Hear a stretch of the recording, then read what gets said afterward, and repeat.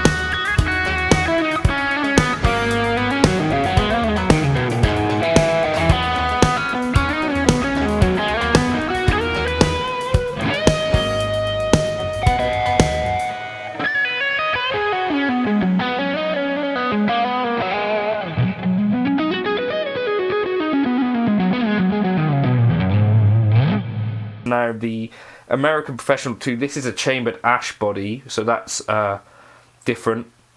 The rosewood of the Player 2 is slightly darker. They both have rolled fingerboard edges. They both have a 9.5 inch radius. This has Tim Shaw VMod 2 pickups. This has whatever they've got in these, which are like just more generic sort of Fender things. This has some slightly staggered tuners on the E and the A string. It's a little bit strange actually. I'll try and show you a close-up of that. And then in terms of ergonomics, you've got this little nod to an attempt at that with a shaved off heel here, slightly more sculpted. The satin finish feels very similar on both. So in terms of like actual what it feels like to play them, there is quite a lot of similarities as well.